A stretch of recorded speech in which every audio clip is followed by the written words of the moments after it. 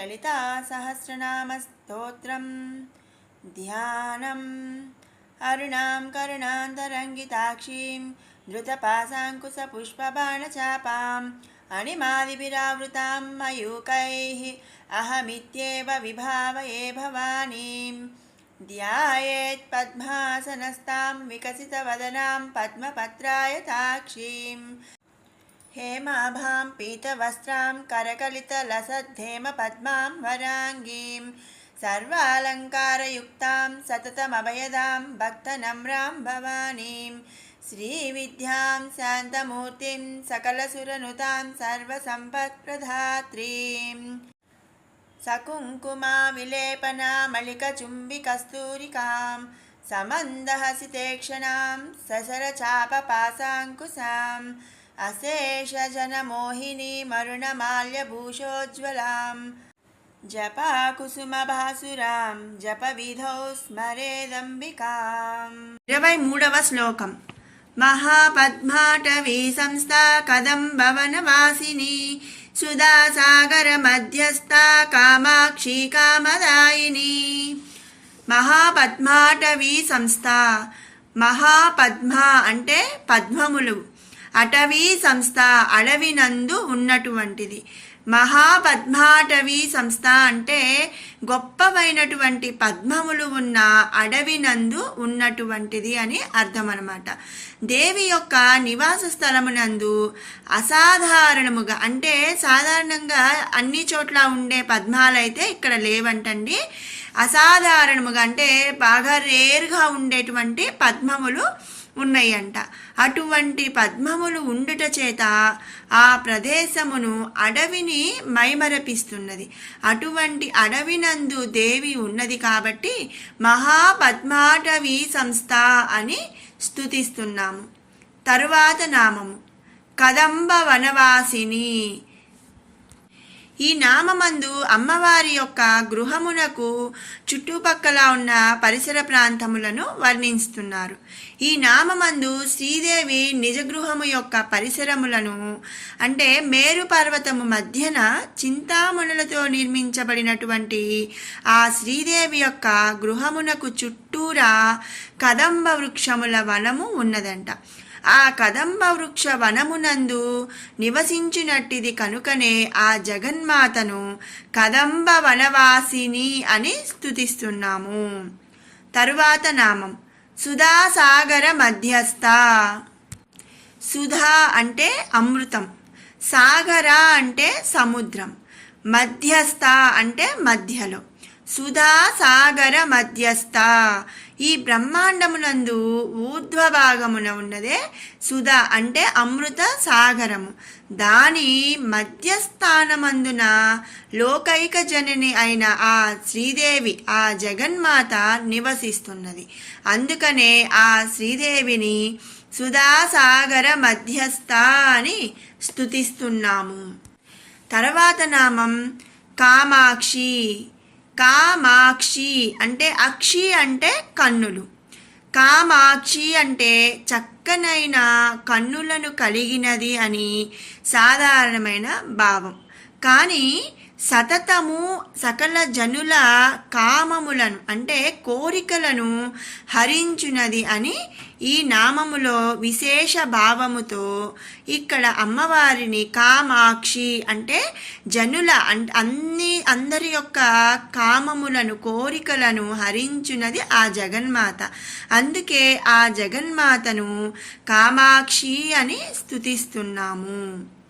ఇక తరువాతి నామం కామదాయిని. కామ అంటే ఇందాక చెప్పాను కదండి, కోరికలు. లోక సంకటహారిణి అయినటువంటి ఆ జగన్మాత తనను కొలుచువారిని అంటే తనను ఎవరైతే పూజిస్తారో ఆ భక్తులకు కొంగు బంగారమై వారి వారి కోరికలను తీరుస్తుంది.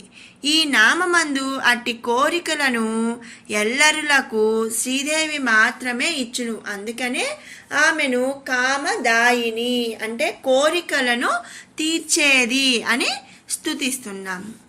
24వ శ్లోకం.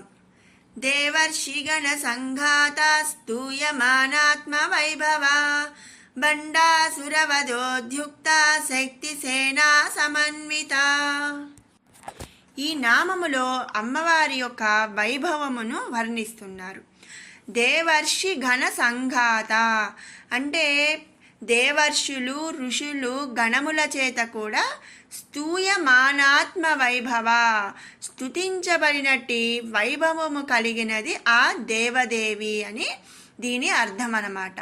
అంటే ఆదిశక్తి స్వరూపమైన ఆ దేవదేవి సకల జనుల చేత అంటే మనుషుల చేతనే కాకుండా సర్వశక్తి స్వరూపిణి అయిన జగన్మాత దేవర్షుల చేత ఋషి గణముల చేత కూడా స్తుతించబడినట్టి వైభవము కలిగినది.